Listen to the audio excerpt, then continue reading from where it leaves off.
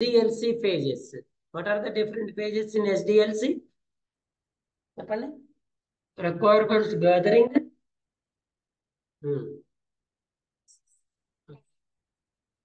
Okay. Okay. Okay. So these 6 pages are how to develop an application. ఏదైనా ఒక application ని develop చేయటం అంటే not only develop from scratch to delivery. Scratch అంటే client దగ్గర నుంచి రిక్వైర్మెంట్స్ గ్యాదర్ చేసే దగ్గర నుంచి మళ్ళీ క్లయింట్ కి అప్లికేషన్ ని డెలివర్ చేసేంత వరకు ఈ బిట్వీన్ కంప్లీట్ ప్రాసెస్ ఎలా చేస్తాం అనే దాన్ని మనం SDLC లో చెప్తాం. We are divided into different parts. Those parts call it as phases. ఈ parts ని ఏమని కాల్ చేస్తాం మనం? Phases అని కాల్ చేస్తాం. Each phase performs an particular things. ప్రతి phase కి మనకి ఏముంటాయని చెప్పా? Entry criteria, exit criteria. Each phase we have an entry criteria and exit criteria. And also each phase having an deliverables. ప్రతి phase కూడా అందులో మనకి ఏమొస్తుందండి? డెలివరబుల్స్ వస్తాయి. ఆ పేజ్ యొక్క డెలివరబుల్ ని బేస్ చేసుకొని నెక్స్ట్ పేజ్ అనేది కంటిన్యూ అవుతా ఉంటది.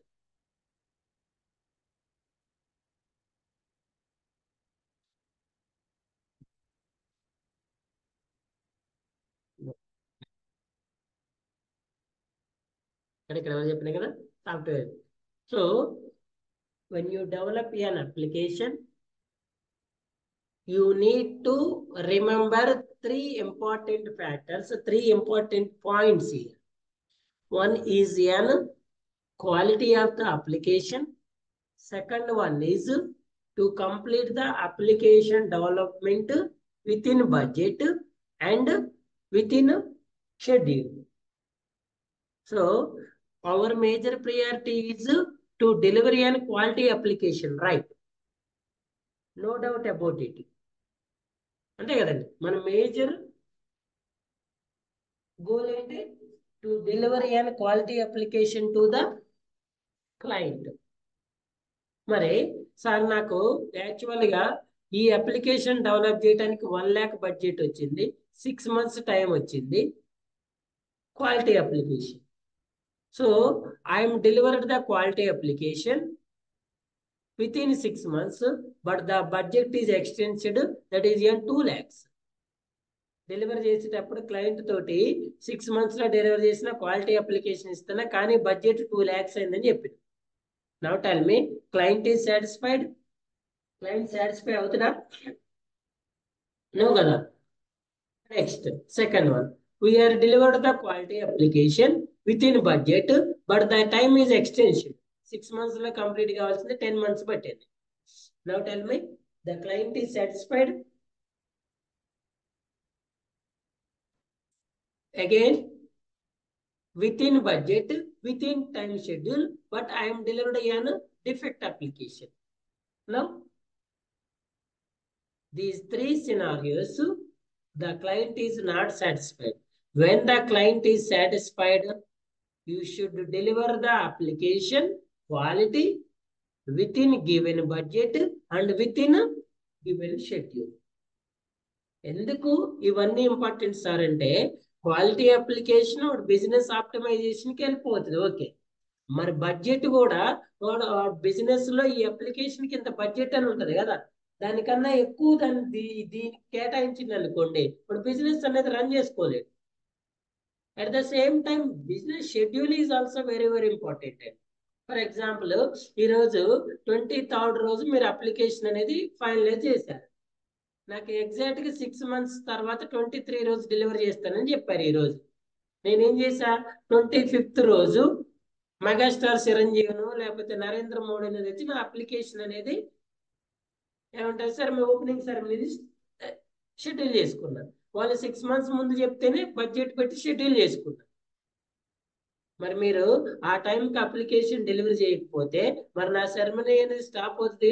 నేను దీనికోసం పెట్టిన బడ్జెట్ అంతా వేస్ట్ అవుతుంది కదా, అవునా కదా. ఫర్ ఎగ్జాంపుల్, కొన్ని బిజినెస్ ఉంటాయి, సీజనల్ బిజినెస్ ఉంటాయి. ఆ సీజన్ కి సపోర్ట్ చేసే టైప్కి మనం ప్లాన్ చేసుకుంటాం. మీరు ఇవ్వలేదనుకోండి అది లాస్ కదా. ఆ సీజన్ అయిపోయిన తర్వాత మీరు అప్లికేషన్ డెలివర్ చేయటం వల్ల దానివల్ల యూజ్ ఏముంటుంది? కొన్ని బిజినెసెస్ కొన్ని సీజన్స్ లో ఉంటాయి. ఆ సీజన్ కి మీరు అప్లికేషన్ మనం డెలివర్ చేయలేకపోతే క్లయింట్ లాస్ అవుతుంది కదా. ఓకే అండి. సో అందుకే సాఫ్ట్వేర్ ఇంజనీరింగ్ అనేది మేజర్ గా 3 థింగ్స్ ని కన్సిడర్ చేస్తుంది. ఒకటి క్వాలిటీ, ఇంకోటి బడ్జెట్, ఇంకోటి టైం షెడ్యూల్. ఓకేనా? Developing A quality software with in budget and with in cycle time. ఇంటర్వ్యూలో అడుగుతాడు, as a developer, as a software test engineer, what is your goal అంటాడు. చూడండి, delivery A quality software with in budget, with in cycle time, given time. ఇచ్చిన టైంలో ఇచ్చిన budget use చేసుకొని quality application deliver చేయటమే ఎవరి రెస్పాన్సిబిలిటీ? అండి? The entire team. అది ఒక టెస్ట్ ఇంజనీర్, ఒక డెవలపర్, ఒక బిజినెస్ అనలిస్ట్, ఒక ఆర్కిటెక్ట్ ఒక్కళ్ళు చేశారు, ఒక ప్రాజెక్ట్ మేనేజర్, ఒక టెస్ట్ లీడ్, ఎవరో ఒక్కళ్ళది కాదండి. The entire who are the participants of that project, all the goal is this sentence only. అందులో వర్క్ చేసే ప్రతి ఒక్కళ్ళ గోల్ ఇదే కదా. నువ్వు టెస్ట్ ఇంజనీర్, నీకు సపరేట్ గోల్ ఉంటుందా? డెవలపర్ కి సపరేట్ గోల్ ఉంటుందా? ఎవరి గోల్ అయినా కూడా same. Deliver or develop a quality software within budget and within. One of the important characters of software engineering is reusability. So ఎక్కడైనా అంతే కదండి. రీయూజబిలిటీ వల్ల అడ్వాంటేజ్ ఏంటంటే చేసిన పని నెంబర్ ఆఫ్ టైమ్స్ చేయాల్సిన అవసరం లేదు.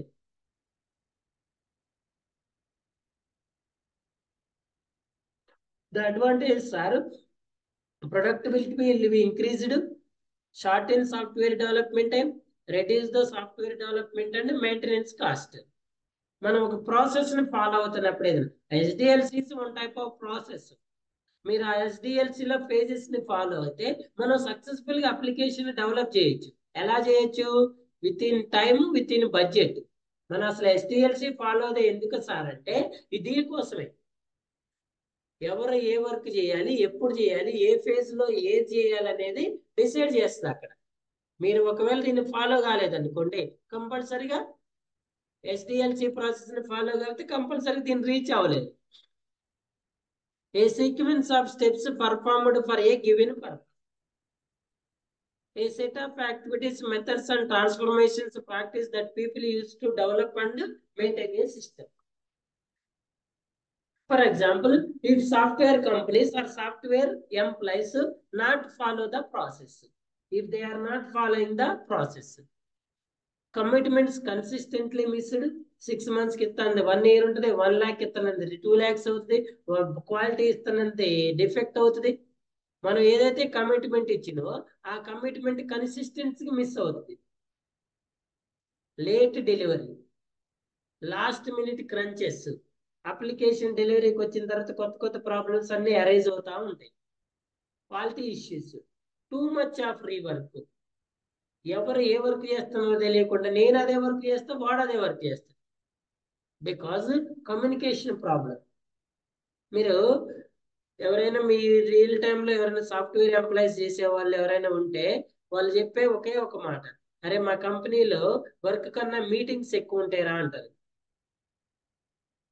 చాలా మీటింగ్స్ ఉంటాయిరా మా దగ్గర కాదు. వాడు వర్క్ ఫ్రమ్ హోమ్ చేస్తుంటే 10 నిమిషాలకు ఒకసారి, గంటకు ఒకసారి మీటింగ్స్ కాల్ అవుతా ఉంటాయి. ఈ ప్రాబ్లంని రెడ్యూస్ చేయాలన్నా, ఈ ప్రాబ్లంని అవాయిడ్ చేయాలన్నా కన్సిస్టెంట్ గా అసలు ఎవరు ఏ పని చేస్తున్నారు, ఎవరు ఏం చేస్తున్నారు అని తెలుసుకోవడం బాధ్యత. అది మీటింగ్స్ వల్లే పాసిబుల్ అవుతుంది. ఉదయం డైలీ స్టాండప్ కాల్ ఉంటుంది కొన్ని కంపెనీల్లో మళ్ళీ క్లోజింగ్ లో డైలీ స్టాండప్ కాల్స్ ఉంటుంది. ఈ మధ్యలో స్క్రమ్ మీటింగ్స్ ఉంటాయి, స్ప్రింట్ ప్లానింగ్ మీటింగ్స్ ఉంటాయి, స్ప్రింట్ రివ్యూ మీటింగ్స్ ఉంటాయి, టీమ్ మీటింగ్స్. మళ్ళీ మీ లోకల్ టీమ్ మీటింగ్స్ ఉంటాయి, మీ టీమ్ లీడ్ కండక్ట్ చేస్తారు, మామ్స్ ఉంటాయి, మినిట్స్ ఆఫ్ మీటింగ్ అంటారు. వీటన్నిటి వల్ల అడ్వాంటేజ్ ఏంటి సార్ అంటే మా టీంలో ఉన్న పర్సన్స్, ఈ ప్రాజెక్ట్ లో ఉన్న వాళ్ళు ఎవరు ఏ వర్క్ చేస్తున్నారు. అందుకే డెవలపర్ ని టెస్ట్ ఇంజనీర్ కోఆర్డినేట్ చేస్తారు మీటింగ్ లో. అసలు నువ్వేం డెవలప్ చేస్తున్నావు, ఏ రిక్వైర్మెంట్ని, మేము అదే రిక్వైర్మెంట్ని టెస్ట్ చేస్తున్నాం, వేరే రిక్వైర్మెంట్ని టెస్ట్ చేస్తున్నాం. Functions do not work correctly. For example ఇందులో 2 డెవలపర్స్ వర్క్ చేస్తున్నారు ఒకటే ఫంక్షనాలిటీ మీద. వీడి ఇష్టం వచ్చినట్టు డెవలప్ చేస్తారు, వీడి ఇష్టం వచ్చినట్టు డెవలప్ చేస్తారు. Because there is no coordination between us. వీళ్ళిద్దరి మధ్య కోఆర్డినేషన్ లేదు, there is no communication. Customer complaints after the delivery. మరి ఇలాంటి work not working product delivery చేసినప్పుడు క్లయింట్ కస్టమర్ ఆటోమేటిక్ గా కంప్లైంట్స్ ఇస్తుంది. People frustrated. నువ్వు ఇది చేయంట, కొద్దిసేపు తర్వాత అది కాదు ఇది అంట, మళ్ళీ కొద్దిసేపు తర్వాత వచ్చి ఇది కాదు అది అంట. Peoples are frustrated. సో అందుకే you must follow the one process. Benefits of process: quality, consistency, traceability. Traceability అంటే అసలు ఎంత దూరం పోతుంది మన ప్రాజెక్టు.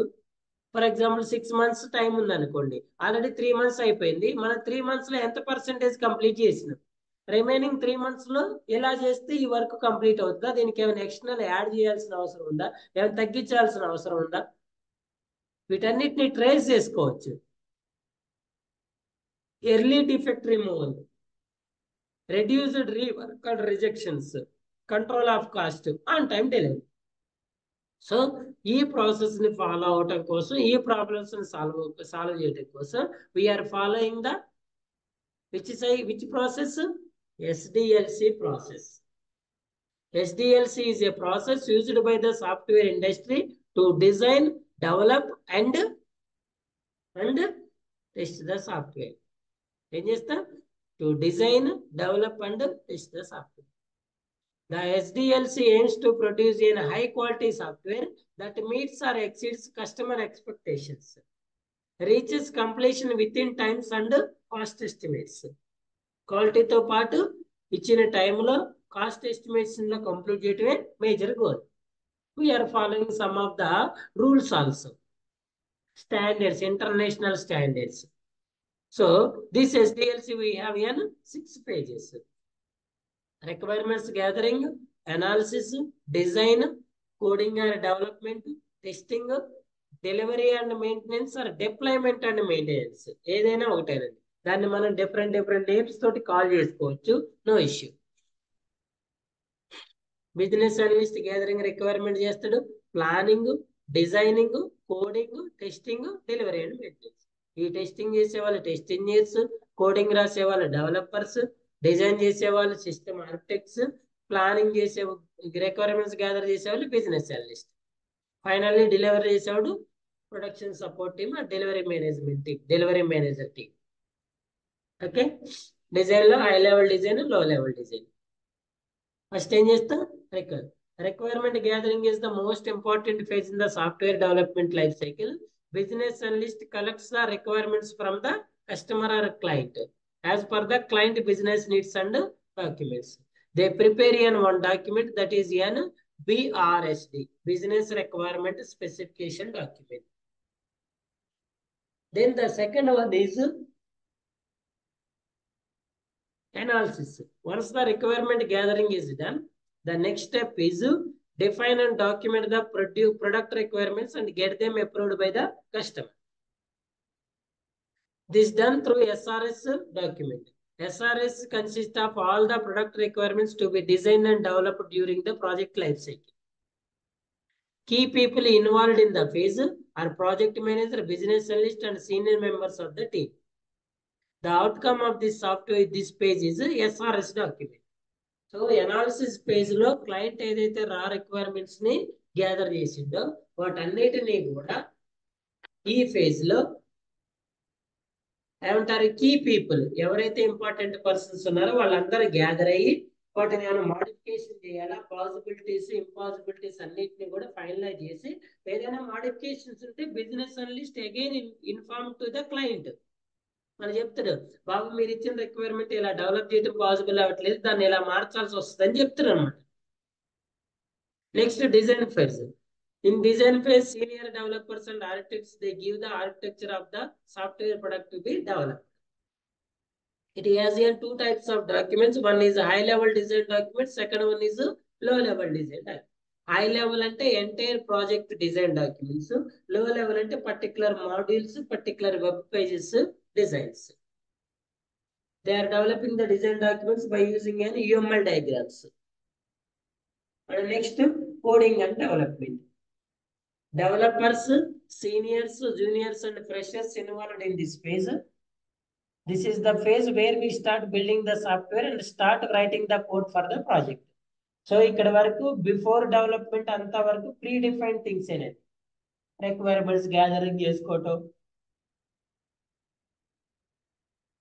అనాలిసిస్ చేయటం, డిజైన్స్ చేయటం అంతే. యాక్చువల్ డెవలప్మెంట్ ఆఫ్ అప్లికేషన్ ఇక్కడే స్టార్ట్ అవుతుంది. మనం నార్మల్గా ఒక బిల్డింగ్ కన్స్ట్రక్షన్ చేయాలి, ఒక హౌస్ కన్స్ట్రక్షన్ చేయాలనుకోండి, ముందు ప్లాన్ చేసుకోవటం, లేకపోతే అవన్నీ మెటీరియల్ దగ్గరికి చేర్చుకోవటం, ఇవన్నీ ప్రీ డిఫైన్ ముందు చేసే పనులు. యాక్చువల్గా మనం ఎప్పుడైతే అది స్టార్ట్ చేస్తామో అదే యాక్చువల్ డెవలప్మెంట్. సో ఎప్పుడు కూడా ఒక అప్లికేషన్ యాక్చువల్ డెవలప్మెంట్ అనేది కోడింగ్ ఫేజ్ లోనే స్టార్ట్ అవుతుంది. ఓకే, సో కోడింగ్ అయిపోయింది. The outcome of this phase is source code document.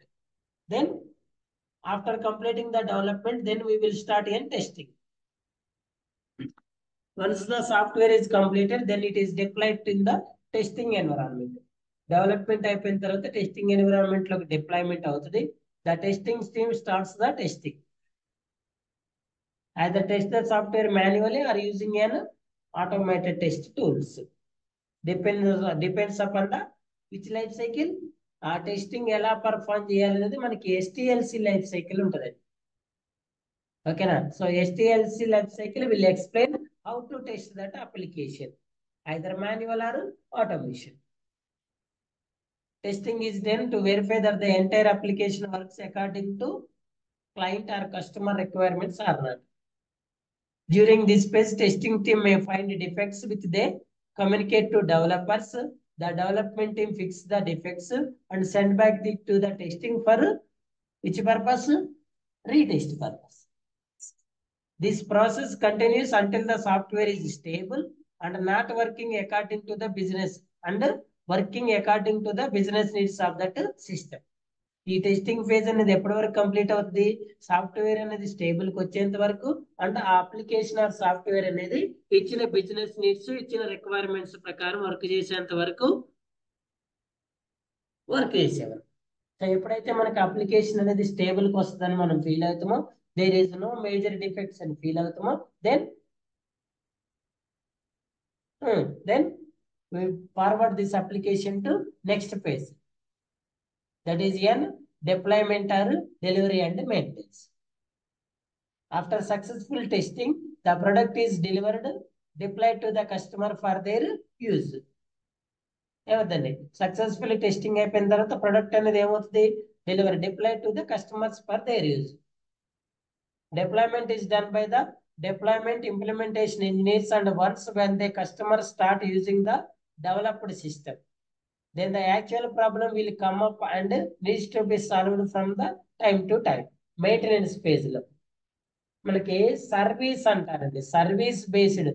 నేను మీకు ఇంతకుముందు చెప్పాను, project based, product based, service based అని ఉంటాయి.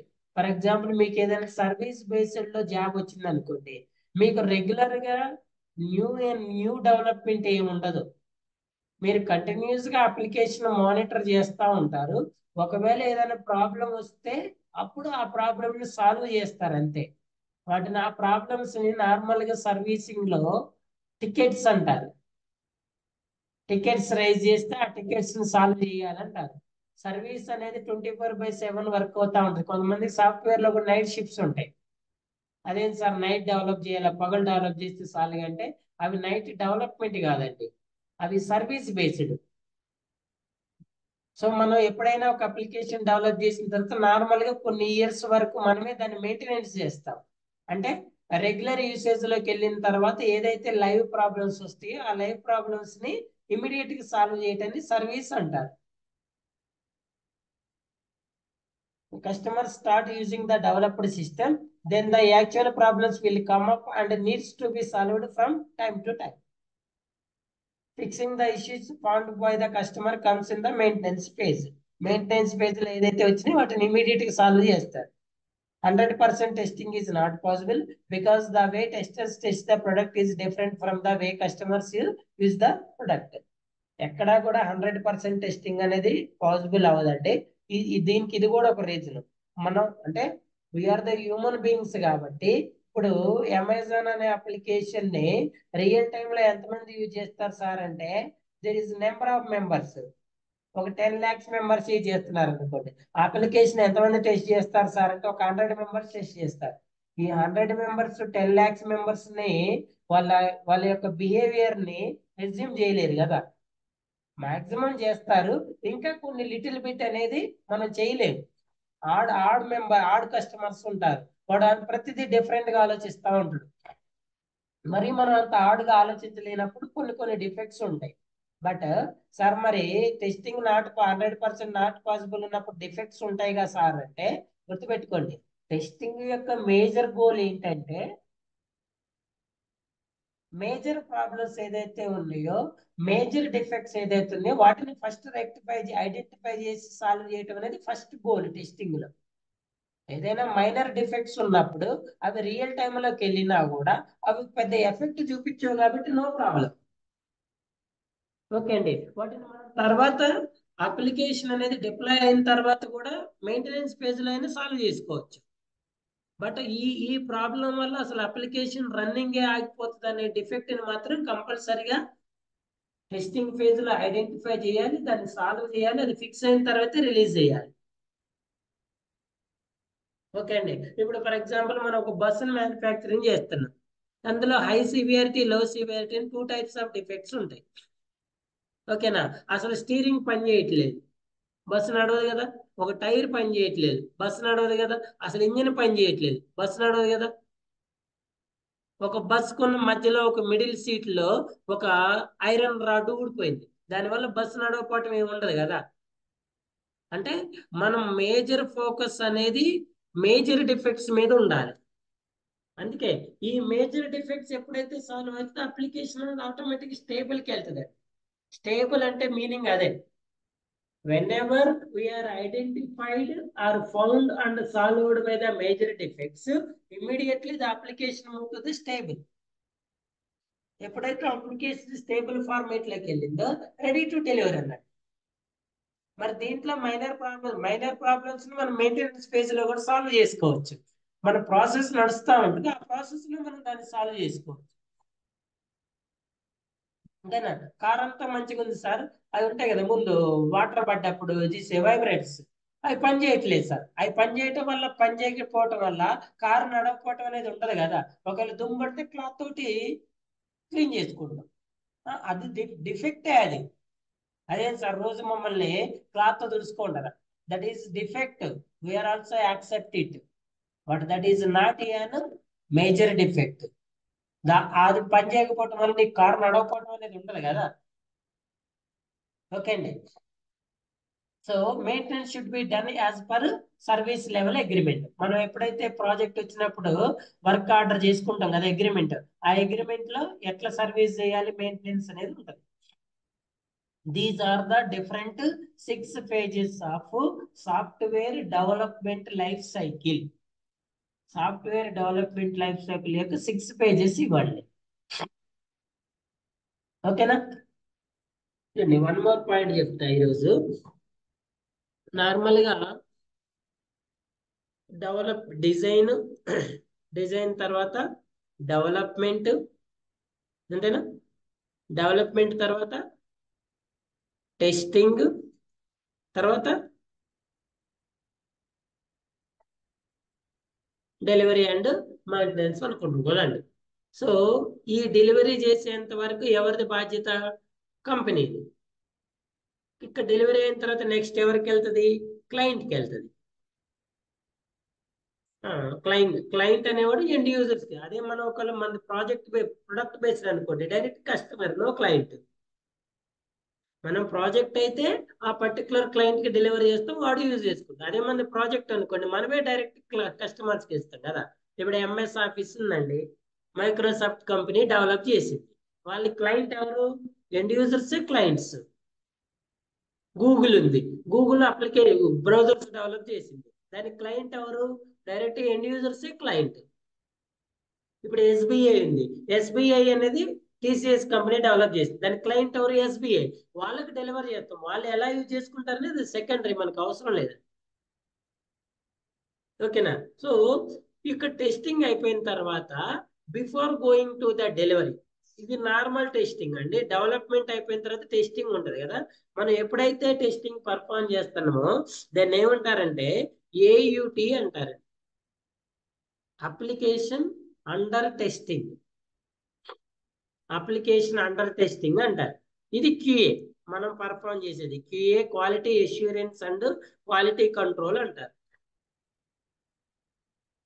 ఇందులో వెరిఫికేషన్, వాలిడేషన్ 2 థింగ్స్ ఉంటాయండి. స్టాటిక్ టెస్టింగ్ ఉంటుంది, డైనమిక్ టెస్టింగ్ ఉంటుంది, పాజిటివ్ ఉంటుంది, నెగిటివ్ ఉంటుంది. దీని తర్వాత యూఏటి ఉంటుంది, యూజర్ యాక్సెప్టెన్సీ టెస్టింగ్ అంటారు. ఎప్పుడు పర్ఫామ్ చేస్తారు ఇది? మన టెస్టింగ్ అయిపోయిన తర్వాత. ఎప్పుడు sir? Before delivery of the application, after delivery of the application. ఈ యూఏటిలో అప్లికేషన్ అండర్ టెస్ట్ లో మనకి 2 టైప్స్ ఆఫ్ టెస్టింగ్స్ ఉంటాయి. ఒకటేమో ఆల్ఫా టెస్టింగ్ అంటారు, ఇంకోటేమో బీటా టెస్టింగ్. Listen care. ఒకటేమో ఆల్ఫా టెస్టింగ్ అంటారు, ఇంకోటేమో బీటా టెస్టింగ్ అంటారు. యాక్చువల్లీ ఈ 2 testings not performed by software test engineer. ఇవి 2 మనం పర్ఫామ్ చేయము. మరి ఎప్పుడు పర్ఫామ్ చేస్తారు సార్ అంటే మన టెస్టింగ్ అయిపోయిన తర్వాత చేస్తారు. మన దగ్గర ఉన్నప్పుడే అప్లికేషన్ అండర్ టెస్ట్ అంటారు, మన తర్వాత user acceptance, user acceptancy testing pass అయిన తర్వాత అప్పుడు అప్లికేషన్ అనేది మార్కెట్లోకి వెళ్తుంది. Sir what about an alpha testing? Alpha testing అంటే ఏంటి, ఎవరు పర్ఫామ్ చేస్తారు సార్ అంటే ఆల్ఫా టెస్టింగ్ అనేది నార్మల్ గా సాఫ్ట్వేర్ కంపెనీలోనే చేస్తారండి. సాఫ్ట్వేర్ కంపెనీలోనే చేస్తారు. ఎవరు చేస్తారు సార్ సాఫ్ట్వేర్ కంపెనీలో అంటే is not an developer, is not an test engineer. ఆ పర్సన్ డెవలపర్ కాదు, టెస్ట్ ఇంజనీర్ కాదు, వాడికి ఆ ప్రాజెక్ట్ తోటి ఎలాంటి రిలేషన్ కూడా ఉండదు. He behaves like an customer, he behaves like as N customer. ఏది? సాఫ్ట్వేర్ కంపెనీలోని పర్టికులర్ పర్సన్స్ కస్టమర్స్ లాగా బిహేవ్ చేసి దే యూజ్ ద అప్లికేషన్. మనం టెస్టింగ్ అయిపోయిన తర్వాత వచ్చిన అప్లికేషన్ ని యూజ్ చేయమని ఇస్తాం. ఇప్పుడు బ్యాంకింగ్ అప్లికేషన్ అనుకోండి, వాడికి ఇచ్చి అరే బాబు అమౌంట్ సెండ్ చేయండి, అమౌంట్ రిసీవ్ చేసుకోండి, బ్యాలెన్స్ చెక్ చేసుకోండి, మినీ స్టేట్మెంట్ చెక్ చేసుకోండి, ఇలా మేజర్ ఫంక్షనాలిటీస్ ఉంటాయి కదా, ఆ మేజర్ ఫంక్షనాలిటీస్ ని పర్ఫామ్ చేయమని చెప్తాం. మళ్ళీ ఆ మేజర్ ఫంక్షనాలిటీస్ ఏదైతే ఉందో ఆ మేజర్ ఫంక్షనాలిటీస్ ని చెక్ చేసుకోండి రా బాబు అని చెప్తాం. ఈ మేజర్ ఫంక్షనాలిటీస్ టెస్ట్ చేసినప్పుడు మీరు ఏమైనా డిఫెక్ట్స్ ఫౌండ్ చేస్తున్నారా లేదా, దీన్ని ఆల్ఫా టెస్టింగ్ అంటారు. ఈ టెస్టింగ్ లో మాక్సిమం పాజిటివ్ టెస్టింగ్ పర్ఫామ్ చేస్తారు, లైక్ ఎండ్ యూజర్ లాగా ట్రీట్ అవుతుంది. Sir for example alpha testing లో ఒక 2 డిఫెక్ట్స్ వచ్చినాయి సార్, ఇప్పుడు ఏం చేయాలి సార్? ఆల్ఫా టెస్టింగ్ లో 2 డిఫెక్ట్స్ వచ్చినాయి, ఏం చేయాలి? యాక్చువల్లీ ఈ 2 డిఫెక్ట్స్ ఎందుకు వచ్చినాయి అండి? ఎందుకు వచ్చినాయి చెప్పండి ఎవరైనా? ఎందుకు వచ్చినాయి? ఇక్కడ టెస్ట్ ఇంజనీర్ మిస్ చేయటం వల్ల వచ్చింది, అంతేనా? మనం టెస్టింగ్ చేసినాం కదా ఆల్రెడీ, చేసినా కూడా 2 వచ్చినాయి అంటే దాని మీనింగ్ ఏంటి? మనం మిస్ చేయటం వల్ల. నార్మల్గా మన కాడ ఎందుకు మిస్ అయితే చెప్పండి డిఫెక్ట్స్? క్యూఏలో డిఫెక్ట్స్ ఎందుకు మిస్ అవుతాయండి?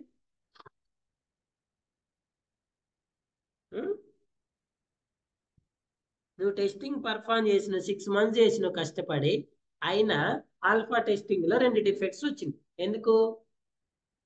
నువ్వు కరెక్ట్ గా రిక్వైర్మెంట్ అనాలిసిస్ చేసుకోకపోవటం వల్ల, నువ్వు సినారియోస్ ని కరెక్ట్ గా ఐడెంటిఫై చేయకపోవటం వల్ల, నువ్వు టెస్ట్ కేసెస్ మిస్ చేయటం వల్ల, లేదా రాసిన టెస్ట్ కేసెస్ అన్ని ఎగ్జిక్యూట్ చేయకపోవటం వల్ల, లేదా ఎగ్జిక్యూట్ చేసి వచ్చిన డిఫెక్ట్స్ ని రిపోర్ట్ చేయకపోవటం వల్ల, రిపోర్ట్ చేసిన డిఫెక్ట్ ఫిక్స్ అయిందా లేదా అని కరెక్ట్ ట్రాక్ చేయకపోవటం వల్ల, కరెక్ట్ గా రీటెస్టింగ్ పర్ఫామ్ చేయకపోవటం వల్ల, కరెక్ట్ గా రిగ్రెషన్ టెస్టింగ్ పర్ఫామ్ చేయకపోవటం వల్ల, ఇందులో ఏ మిస్టేక్ చేసినా కూడా ఆ డిఫెక్ట్ అనేది నెక్స్ట్ స్టేజ్కి వెళ్ళిపోతుంది.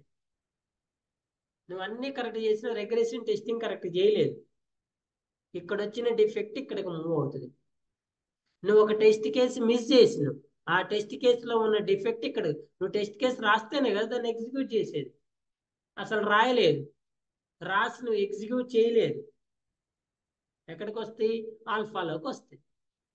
సార్ ఇప్పుడు ఫర్ ఎగ్జాంపుల్ అసలు ఆల్ఫాలో డిఫెక్ట్ వచ్చింది, ఇప్పుడు ఏమవుతుంది sir next? So first process ఏం చేస్తారంటే, ఇక్కడ ఆల్ఫా టెస్టింగ్ లో డిఫెక్ట్స్ వచ్చినా కూడా ఇమీడియట్ గా ఎక్కడికి వెళ్తాయి అంటే క్యూఏలోకి వెళ్తాయి. మళ్ళీ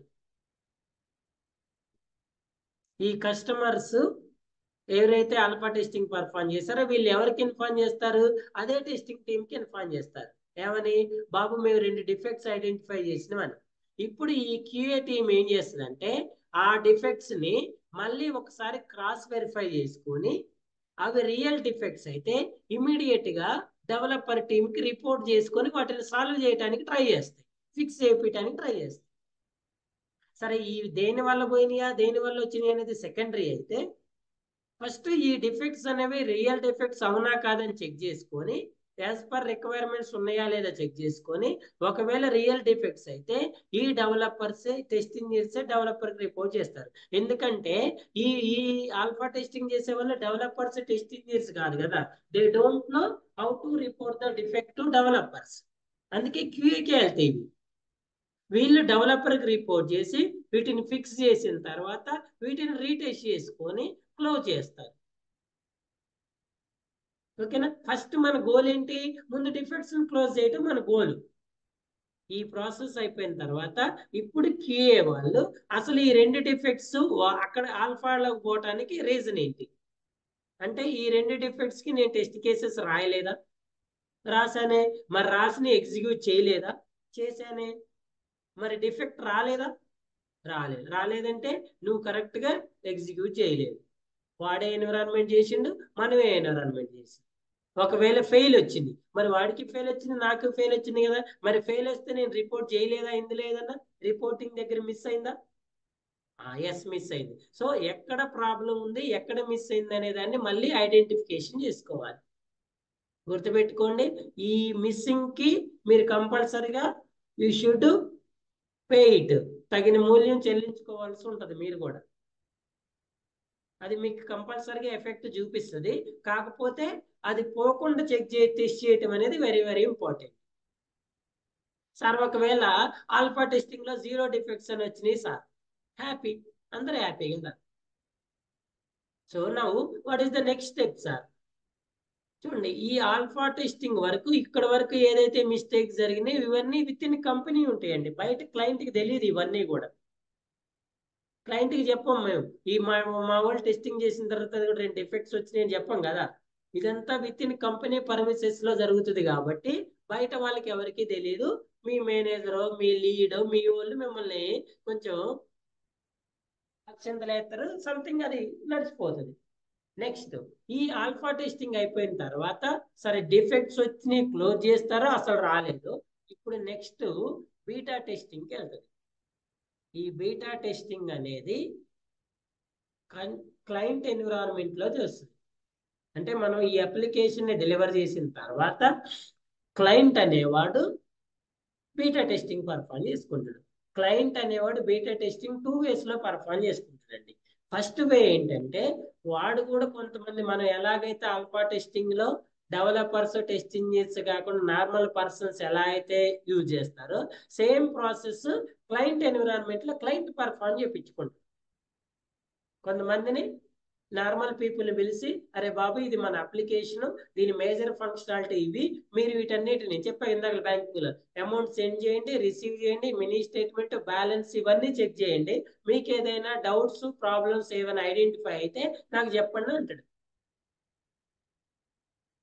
ఇది బీటా టెస్టింగ్. సార్ ఒకవేళ మరి బీటా టెస్టింగ్ లో 2 డిఫెక్ట్స్ వచ్చినాయి సార్, ఇప్పుడు ఏం చేయాలి?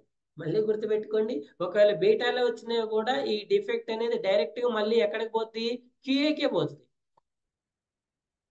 మళ్ళీ సేమ్ ప్రాసెస్, క్యూఏ వాళ్ళు ఈ 2 డిఫెక్ట్స్ రియల్ అవునా కదా చెక్ చేసుకుని, ఒకవేళ రియల్ అయితే మళ్ళీ డెవలపర్కి రిపోర్ట్ చేసి మళ్ళీ ఫిక్స్ చేస్తారు.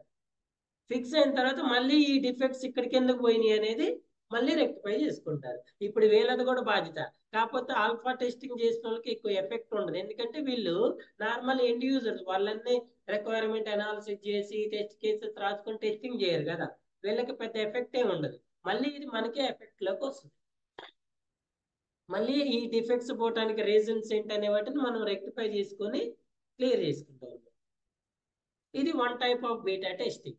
మరి second type of beta testing ఏంటి సార్ అంటే, second type of beta testing ఏంటంటే, అదే క్లయింట్ వాళ్ళ దగ్గర ఉన్న ఎంప్లాయీస్, వాళ్ళ దగ్గర ఉన్న మెంబర్స్ కాకుండా సెలెక్టెడ్ రియల్ యూజర్స్ కి డైరెక్ట్ గా అప్లికేషన్ డెలివరీ చేస్తారు. కొన్నిసార్లు ట్రయల్ వర్షన్ అనో, లేకపోతే కొన్ని రోజులు ఫ్రీ వర్షన్ అనో, ఇలా కొన్ని రోజులకి ఫ్రీగా వర్షన్ రిలీజ్ చేసి రియల్ యూజర్స్ కొంతమంది యూజ్ చేసిన తర్వాత ఏదైనా ప్రాబ్లమ్స్ కానీ డిఫెక్ట్స్ కానీ ఐడెంటిఫై చేస్తే త్రూ కామెంట్స్ కానివ్వండి, లేకపోతే ఏమంటారు రేటింగ్స్ కానివ్వండి, రివ్యూస్ కానివ్వండి, ఇలా రిపోర్ట్ చేయమని అడుగుతారు అనమాట. వాళ్ళు ఏదైనా రివ్యూస్ లో ప్రాబ్లమ్స్ ఉన్నాయి, లేకపోతే ఇలా ఉంది అలా ఉంది, ఇంకొంచెం బాగుంటే బాగుంటది, అవి ఎన్హాన్స్మెంట్స్ కూడా అయి ఉండొచ్చు. మీరు బ్లూ కలర్ ఇచ్చారు, ఇంకొంచెం వేరే కలర్ అయితే ఇంకా మంచిగా ఉంటది, ఇట్లా డిఫరెంట్ ఎన్హాన్స్మెంట్స్ కానివ్వండి, ప్రాబ్లమ్స్ కానివ్వండి. అలా బీటా టెస్టింగ్ వచ్చిన అవి మళ్ళీ క్యూఏకి పోతే వాటిని ఎన్హాన్స్మెంట్స్ అయితే యాడ్ చేసుకుంటారు, డిఫెక్ట్స్ అయితే సాల్వ్ చేసుకుంటారు.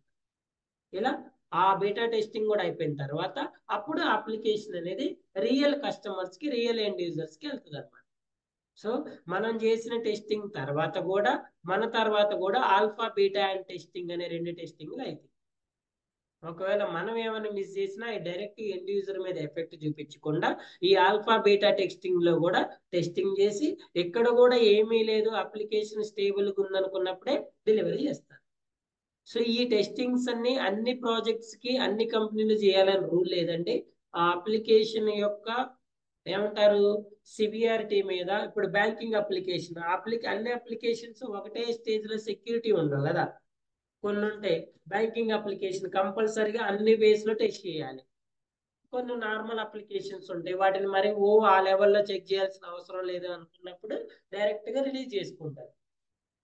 ఇది సెక్యూరిటీ అప్లికేషన్, దీనివల్ల 3 ఎఫెక్ట్ ఉంటాయి అని అనుకున్నప్పుడు అన్ని టెస్టింగ్స్ పర్ఫామ్ చేసి రిలీజ్ చేస్తూ ఉంటారు. క్లియరా? This is the real process of software industry, software company. Clear? Any doubts? So tomorrow's session we will discuss on SDLC models, how to execute those 6 pages in SDLC with the help of SDLC models. ఇందులో మనం చెప్పేది waterfall model, V model, spiral model, agile model. Waterfall model, V model, spiral model and agile model. What is waterfall, what is V model, what is spiral, what is agile? We will discuss one by one in continuous session. Clear?